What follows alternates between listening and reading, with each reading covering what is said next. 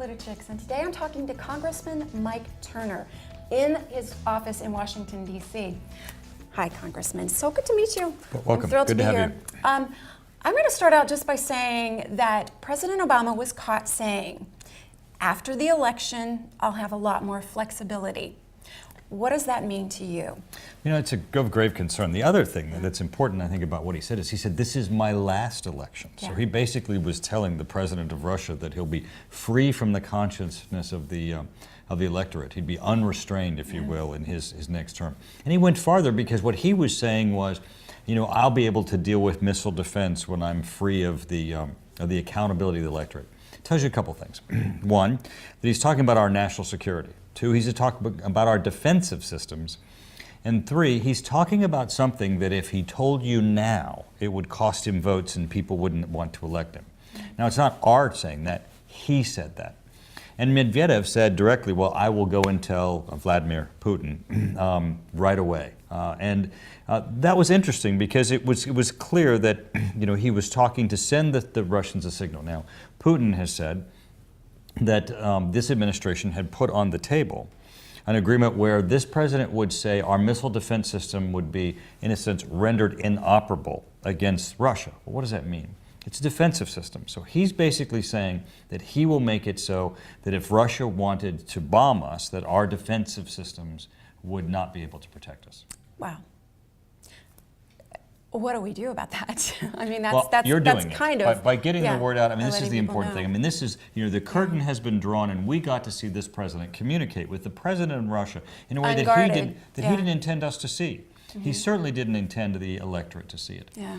And basically, with Putin's added comments, we now have a window for the first time, transparency into this president's view of his next election. He's saying that if he gets past November, that he'll have greater flexibility to act. Well, that doesn't just apply in the area of national security. It applies to the area of the Constitution, to issues of religious freedom, to issues of all of the items that this president has put on the board where he's tried to expand government authority and limit overall our freedoms and liberties. Well, now you've been extremely outspoken against his lack of transparency. So what are you doing about that? You've been working. Well, we sent a letter to the president, and we want to see a copy. We want to see, from him, what is his current proposal to Russia. Now, Putin says that this deal is so sensitive that the administration itself refused to put it in writing. That they told Russia what the deal was, but they refused to put it in writing, and it was of some concern to him that they wouldn't put it in writing. But now we know from this president why, because he wants to wait until after the election, so he has greater flexibility. There are presidents who will, give assurances to other nations that we won't attack them. But there aren't presidents that give assurances that we won't defend ourselves from those nations if they should attack us. That should scare everyone. Yeah, absolutely. I want to skip over to Obamacare, which is a big issue right now in D.C. You've been also very outspoken about small businesses and tax increases for them. What's going on with that for you? We're very concerned because Obamacare not only enters into restricting the doctor-patient relationship, and we think lessens the overall quality of care in the United States, but it does a lot in making it more difficult for small business to operate.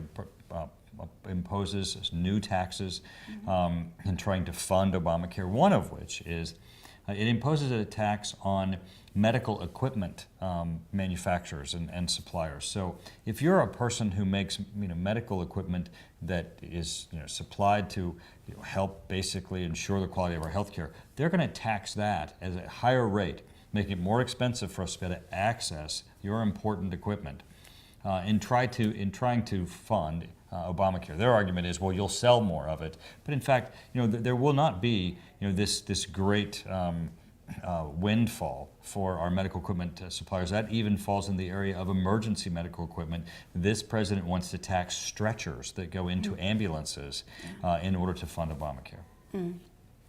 What do we do? As voters, a lot of people are very frustrated. A lot of people are saying they don't even want to vote this year.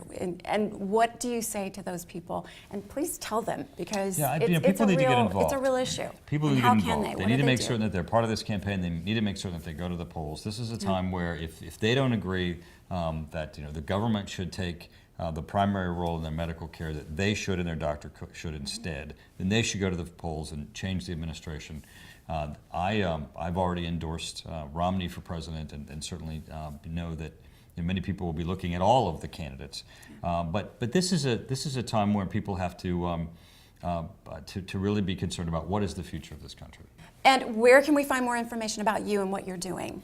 My government account is turner.house.gov, where you can go to my website and see the issues that we have that are there where we're serving and trying to advance the national security of the country. Okay, great. Thank you so much.